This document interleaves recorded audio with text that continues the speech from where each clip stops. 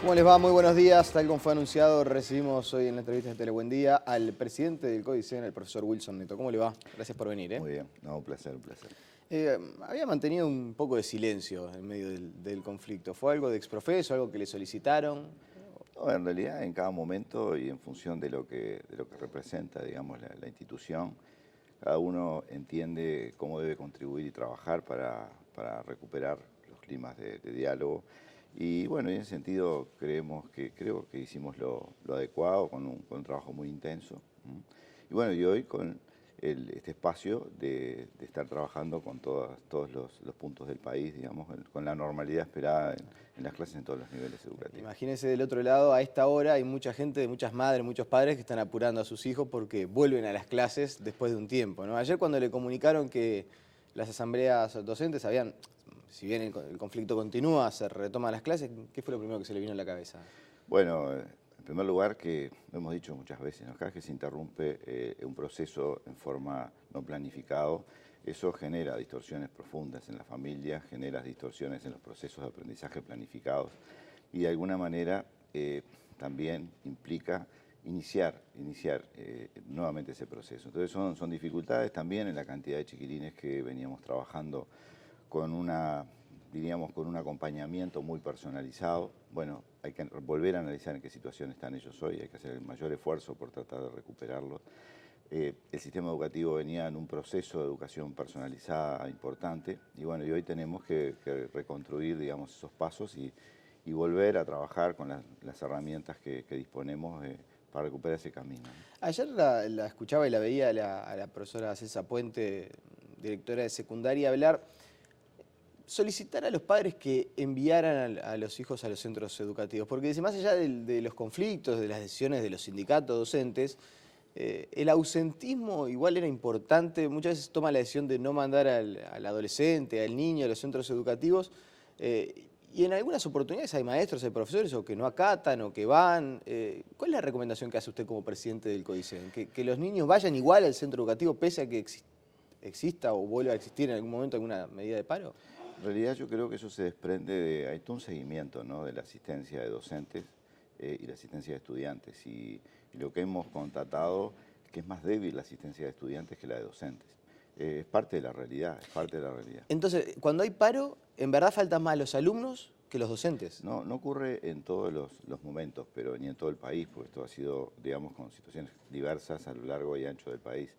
Pero en los informes que recibimos, vinculados a las presencias de docentes y estudiantes, se nota una debilidad profunda en la presencia de estudiantes. Entonces, también es cierto, de la manera como se maneja la información, cuando se toman ciertas medidas, yo creo que es bueno comunicar que tal vez no se desarrolle con normalidad los cursos en ese ámbito, en ese departamento, en esos centros, pero no el hecho de que no hay actividades en él. Yo creo que es un tema que tenemos que todos, ¿sí?, inclusive también en conjunto con los medios de comunicación, manejar diferente, ¿no?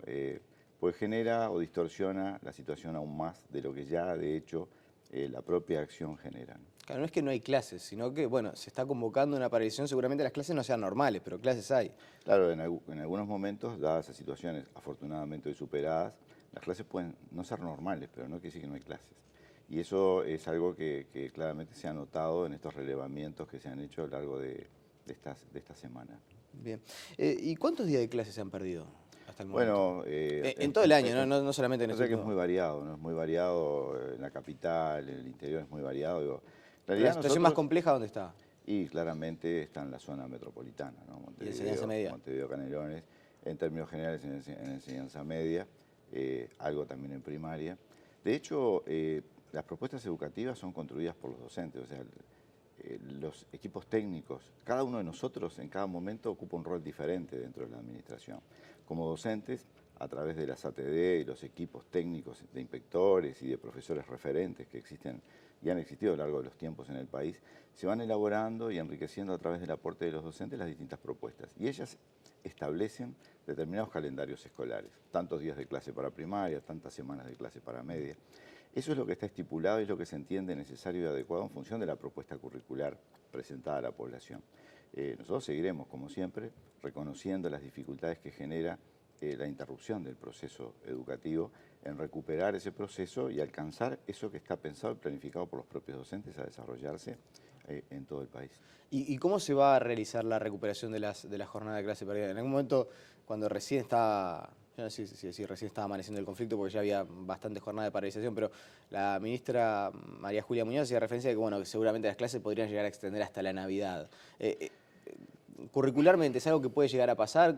¿Está ya definido el calendario de cómo se van a recuperar estas clases perdidas? Primaria tiene establecido el orden hoy, situación que hay que trabajar y mejorar, del orden de los 180 185 días anuales. La educación media está previsto en los planes de estudio, la educación básica, ¿sí?, del orden de 35 semanas, la educación media superior 32 semanas, la formación docente 28 semanas. O sea que en definitiva está establecido el calendario para poder abordar, ¿sí?, no solamente los contenidos, sino el tratamiento de esos contenidos en función de las estrategias aplicadas a ellos para generar estructuras en lo que tiene que ver con los aprendizajes. Por tanto, eso está siempre sobre la mesa, eso es siempre importante llegar a ello. No es suficiente el hecho digamos, es muy importante ir modificando la práctica educativa cotidiana, dándole más intensidad. Pero eso no inhibe el hecho de que existe un calendario establecido y construido por los propios docentes en sus propuestas educativas, que haremos el mayor esfuerzo, claramente, para que eso inicialmente se respete. Pero puede haber, por ejemplo, la posibilidad de incrementar la carga horaria, de dictar clase los sábados, de suprimir alguna de las vacaciones para recuperar estas jornadas perdidas. En definitiva, lo que tenemos por delante, no hemos aprobado en el calendario ninguna vacación en particular, o sea, no está aprobada en este año a partir de ahora. Tenemos el 22 de septiembre, Día del Maestro, como referencia. Digo, no, la Administración aún no había resuelto si se estaba en condiciones en el año de tomar ese espacio con esas características. Por tanto, de acá en más, lo que nos queda es recuperar este proceso, acercarnos, ¿sí?, a cumplir, digamos, los cronogramas establecidos. Y, por supuesto, ya tuvimos experiencias en años anteriores que tuvimos alguna conflictividad donde fueron muy interesantes y creativas las propuestas a nivel local. Los distintos centros en distintos puntos del país que buscaron formas de cómo recuperar los tiempos, involucrar a los estudiantes con el conocimiento, promoviendo distintos espacios de aprendizaje más allá de lo que estaba originalmente previsto en las currículas originales. Siempre estamos abiertos a las soluciones. Pero no se va a bajar una línea general desde el Codicen para recuperar esas clases. O se va a hacer un estudio y se va a analizar. Digo, es un tema que aún no se ha discutido en el seno del colectivo, que es el Consejo Directivo Central, en conjunto con los consejos de educación, pero está previsto un calendario y se verá según la situación la culminación gradual de clases que tendrá cada departamento en función de las distintas distorsiones que se han desarrollado en cada uno de ellos. Usted mencionaba conflictividad anterior y en el 2013 hubo también un año de paralización docente y allí se planteó, entre otras cosas, por ejemplo, que los descuentos se realizaran en cuotas, los descuentos bueno, por no asistir a clase en momentos de conflictividad. ¿Los descuentos se van a realizar de manera normal? No tenemos, o en este momento, no tenemos nada establecido en ese sentido, más que a medida que van llegando y la disposición, digamos, administrativa que tiene cada uno de los consejos, los procesa, ¿no? Bien. ¿Va a hacer alguna gestión para que no se concrete la renuncia de Teresita Capurro? En realidad, ella presentó la renuncia en el día de ayer. Hay muchas situaciones de orden personal, familiar, decisiones que ella estaba meditando a lo largo de este tiempo. Yo creo que también hay que reconocer el excelente trabajo y el compromiso que ella ha desarrollado en su actividad. Y bueno, y en este momento ella ha entendido que por todas estas situaciones de orden personal la llevan a tener que darle prioridad frente a la función que venía cumpliendo, y justamente en el día de ayer sí presentó la renuncia que fue claramente aceptada por el Consejo Directivo Central, con diría, con un espacio muy importante de reconocimiento a su tarea en este periodo y la contribución, digamos, a la educación pública de su lugar en su periodo de gestión. La última vinculada a la situación de conflictividad, porque además quiero hablar de otras cuestiones que son también bien importantes, por cierto. ¿Estuvo de acuerdo usted con el decreto de esencialidad? En definitiva, nosotros permanentemente apostamos al diálogo, no son elementos que hemos manejado en el orden de decisión. Hemos trabajado intensamente. ¿No lo consultaron entonces en la previa? Nosotros no hemos participado en la decisión. Inclusive hemos trabajado y un poco tu pregunta inicial, digamos, bueno, ¿y cuál es la postura, digamos, respecto a nivel mediático, digamos, de la administración? Esta semana ha sido muy intensa, muchísimo trabajo, intentando recuperar los espacios y también asumiendo de que cuando se ponen en tensión derechos es muy difícil, digamos, encontrar los equilibrios para llegar a este momento de hoy, ¿no? Que es la normalidad de las clases y promover y profundizar los ámbitos de participación, de diálogo y también, como no, de negociación, ¿no? Yo creo que es algo que en la profesión docente hay una exigencia más en función de cómo manejar este tipo de situaciones en virtud de esa actividad tan personal, ¿sí? tan de encuentro de subjetividades que es el desarrollo de la educación en sí mismo, ¿no? El encuentro con niños, con jóvenes, adolescentes cotidianamente, lo que involucra en sus familias, la distracción que provoca, es un trabajo muy particular, es una profesión fantástica, dotada de un conjunto muy importante de personas con un alto compromiso en ella, que han sostenido el sistema durante muchísimas décadas, a lo largo de mucho tiempo. Es algo muy sensible, es un equilibrio que tenemos que seguir trabajando y discutiendo.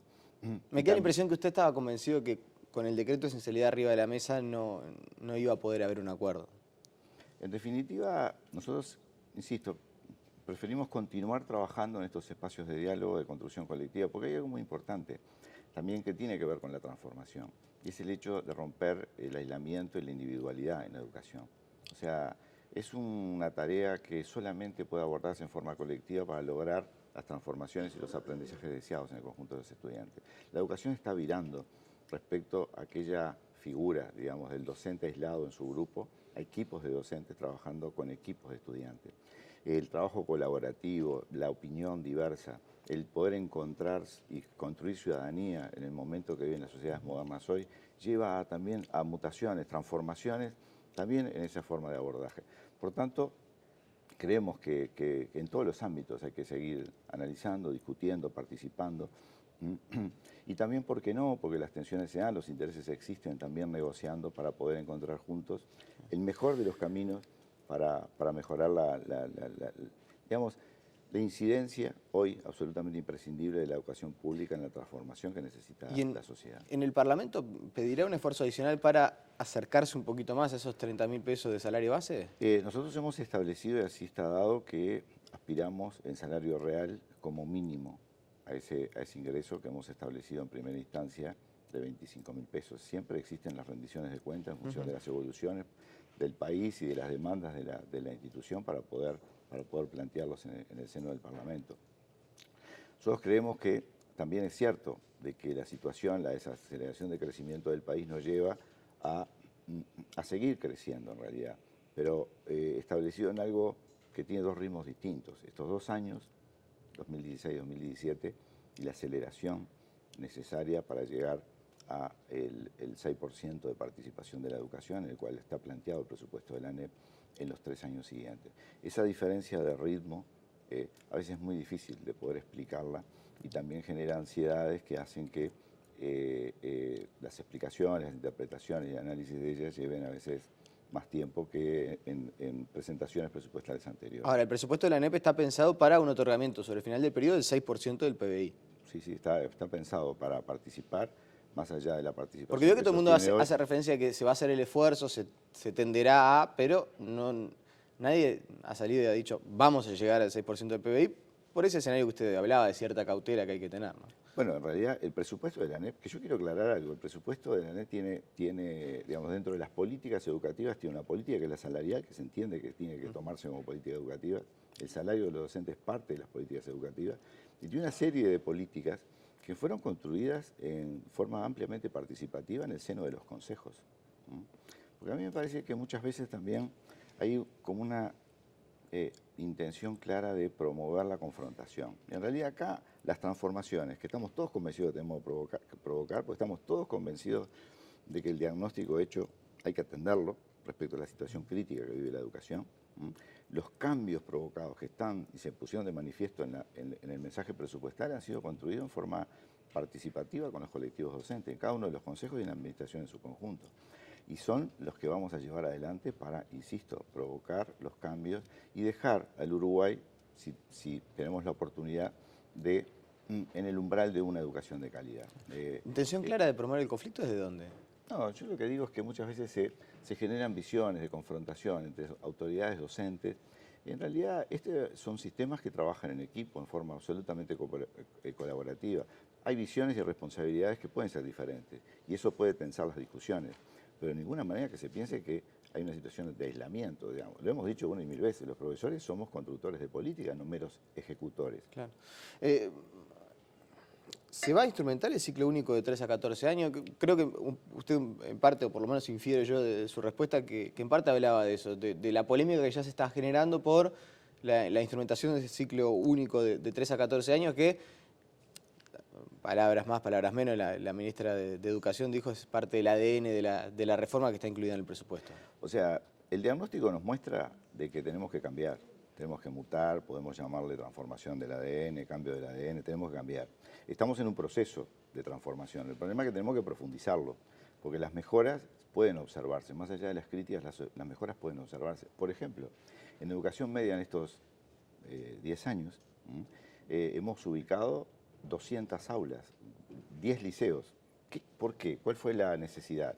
Porque hay mejoras que llevan a romper aquella trama que venía casi naturalizada de que un liceo, por ejemplo, podía contener, no sé, 5 primeros, 4 segundos y 3 terceros. O sea, daba de por hecho la estructura natural de información, la desvinculación. El revertir esa situación en puntos 2-3% lleva a tener que ubicar infraestructura para poder atender, digamos, esa mejora. Ahora, ¿esa mejora es suficiente? No. Por eso es que estamos en esta propuesta, este mensaje presupuestal, intentando romper esa situación, ¿no? Por cada, a nivel urbano, por cada liceo hay 2,5 escuelas, o sea, situación que tenemos que revertir, sumado a una autocrítica que tenemos que asumir, que este modelo de centro educativo de mayor porte, conviviendo entre 700 y 1.200 estudiantes para la educación básica, no dio los resultados esperados. El modelo de sacar de los barrios más alejados los jóvenes, una vez que los niños que terminaban la escuela, sus adolescentes, y llevarlos a centros para que su organización sea más compleja, no nos dio los resultados esperados, y hoy estamos en el camino de volver a centros de pequeña escala, más centrados en los barrios, más cercanos a las escuelas, y con una gestión que permita a toda la administración ver desde el punto de vista pedagógico la trayectoria permanente, continua y, decimos, exitosa de los niños y los jóvenes. Ese seguimiento nunca lo hizo el país. Ese es un cambio importante por dos motivos. Uno, desde el punto de vista de los sistemas de información que hoy contamos, para ya el año próximo tener un sistema de seguimiento de trayectorias en todo el país. ¿Va a haber un sistema de alerta temprana de deserción, algo parecido a lo que se aplica con el gurí de primaria? Exactamente, sí. Inclusive la persona que hoy en la administración está dirigiendo esa dirección sectorial es quien ha estado a cargo del diseño y la responsabilidad de desarrollar ese programa. Para explicarle a la gente un poco en qué consiste, la idea es poder detectar por vía de un sistema informático, un software, cuando el alumno empieza a dejar de ir, para rápidamente incidir, me imagino que contactarlo a él, a la familia o al alumno, y eventualmente que retorne a clases. Sí, además tiene un plus, ¿no? Porque en la media se instala una inscripción en web, o sea que eso tiene acceso directo. Hasta ahora, hoy, para poder solicitar la situación de un centro educativo, hay que pedir la información al centro educativo, o hay que bajarlo a un sistema confederado muy complejo. Esto va a estar en web, entonces una serie de responsables de educación, inclusive todos los actores locales de educación, van a tener claramente cómo se desarrolla esa situación, tanto en educación primaria como en educación media. Y van a tener también la capacidad de poder trabajar juntos buscando estrategias para revertir situaciones. O sea, porque no es solamente detectar la alerta, sino que hago después. Ese protocolo complejo es el sobre el cual estamos trabajando. O sea, la tecnología y la voluntad de tener un sistema de información está dado, el año que viene va a estar pronto para todo el sistema. Pero además, la gestión, digamos, la forma de mirar el problema y abordarlo en colectivo por la administración también rompe un trabajo fragmentado que se venía desarrollando consejo por consejo y permite, en clave de territorio, abordar esta situación. No solamente utilizando las capacidades que tiene la ANEP, sino las capacidades que ya dispone acumuladas los territorios, tanto de carácter humano como de infraestructura. Va a haber un cambio muy sustantivo en el país en eso. Vamos a hacer el mayor esfuerzo de construir esa cultura que, si bien lo decimos, la educación es un problema de todos y la solución la encontramos juntos, a veces la forma de instrumentarlo a nivel local, ¿sí?, sigue generando espacios de aislamiento, digamos, de la educación con el resto de la sociedad. Por tanto, entre información, voluntad política, gestión y propuesta, pensamos que vamos a profundizar estas mejoras que hoy están ocurriendo en la escala que se requiere para, insisto, ingresar el Uruguay en el umbral de una educación de calidad. Me quedan 120 segundos y no quiero dejar de preguntarle, porque veo que en la instrumentación de este ciclo único de 3 a 14 años ya hay resistencia de docentes. Hoy aparece una declaración del viceministro Fernando Filgueira vinculado a que la reforma se va a realizar de todas maneras. ¿Puedo interrumpirte? Porque Sí. yo creo que hay confusiones muy serias, ¿no? El hecho de que exista una responsabilidad de todos los actores educativos en una línea pedagógica y un acompañamiento de trayectorias, ¿sí? Creo que genera confusiones en sistemas de organización o arquitectura del sistema. El presupuesto es muy claro y está presentado. Educación inicial, educación primaria, educación media, básica, general y tecnológica, educación media superior, sí, general y tecnológica, educación terciaria tecnológica en partida por UTO y formación en educación. Es muy clara la presentación del presupuesto construido por todos, que deja atrás cualquier sospecha de formas de organización de la arquitectura que no vayan a la esencia, que es el centro de los estudiantes. No va a haber una primarización de los primeros años de secundaria, eso es lo que dice. Yo lo que creo es que la expresión que cada uno puede tener en ciertos términos, las personas la interpretan de distintas maneras. Acá lo que hay es un compromiso ya hecho, porque de hecho lo hemos desarrollado, la construcción de especificaciones de logro de tercero a sexto en escuela, avanzamos en los egreso a nivel de distintas áreas y disciplinas en la educación media básica y lo culminaremos en la educación media superior. Ese encuentro de tener horizontes comunes, de qué estamos trabajando y cómo cada una de las partes, es lo que de alguna manera nos dice que vamos a unir la mirada, que un sistema se mira a sí mismo y rompe su fragmentación de trabajo histórica a lo largo de la administración. ¿Y se puede hacer más allá del rechazo de los sindicatos docentes? Pero es que en realidad ese rechazo no es porque estamos trabajando en forma absolutamente participativa y colaborativa en esto. Yo creo que es la interpretación equivocada que se le da. Bueno, en definitiva, acá lo que estamos haciendo es cada uno en el marco de sus competencias y su especificidad, dejar de trabajar solos para poder pensar y construir juntos. Esa línea de orden pedagógico y de acompañamiento de un niño de 3 años que vamos a universalizar el acceso a la demanda en este periodo, ¿sí? Hasta el egreso de la educación media básica y avanzaremos, por supuesto, en mejoras sustantivas en la educación media superior. Eso creo que está claramente descrito en el mensaje presupuestal que estaremos presentando la semana próxima con tiempos suficientes en conjunto con los distintos medios de prensa para poder intercambiar. ¿Va a haber una conferencia de prensa para dar más detalles sobre esto? Va a haber, más que una conferencia de prensa, un encuentro para poder intercambiar ideas y ver la magnitud de la transformación que se prevé a través del mensaje presupuestal generado.